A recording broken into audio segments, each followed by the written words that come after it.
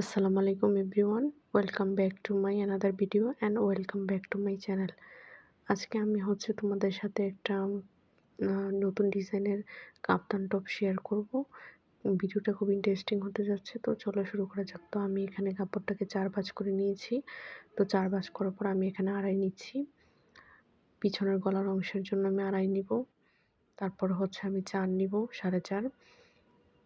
তো তোমরা চাইলে 4ও নিতে পারো। আর এখানে আমি 9 ইঞ্চি নিব, যেহেতু আমি কাপ্তানের হাতা রাখবো।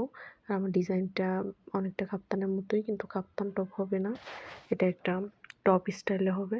তো এখানে আমার বডির মাপ 40। 40কে 4 ভাগ করলে, 4 দিয়ে ভাগ করলে হয় 10। আর 10-এর সাথে আমি 2 ইঞ্চি বাড়তি রেখে 12তে দাগ কেটে নিয়েছি। 2 ইঞ্চি সেলাইয়ের জন্য আমি বাড়তি রেখেছি। মানে বডির মাপের সাথে সবসময় 4 ভাগ দিতে হবে।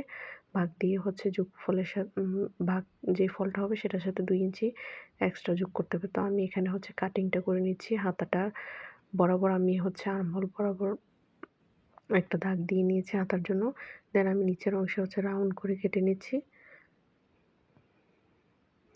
তো আমি কেটে নিলাম। নেওয়ার পর আমি যে গলার অংশটা সেটা আড়াই রেখেছিলাম, সেটা আমি কাট করে নিব। 2টা গলাই আমি কাট করে নিব, মানে কাট করার সুবিধার্থে।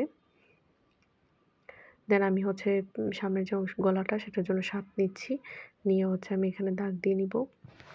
আমি ভি গলা দিব, ভি গলা স্টাইলে গলা দিব, কলার গলা। সেজন্য আমি 7-এ মার্ক করে নিলাম।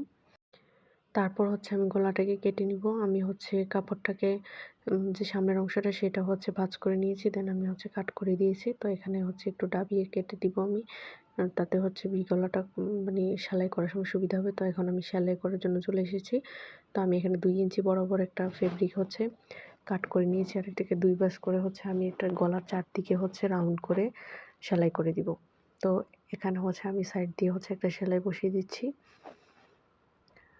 তো আমি সম্পূর্ণ গলার অংশ সেলাইটা বসিয়ে দিয়েছি। সময় স্বল্পতার জন্য আমি দেখাইনি, ফেব্রিকটা কাট করেছি। তো এখানে হাতার জন্য আমি করে নিয়েছি।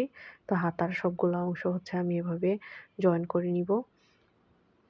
তো জয়েন করার পর আমি এখানে এটাকে টার্ন করে নিব। তো আমার এখানে 2টা হাতাই জয়েন করা হয়ে গিয়েছে।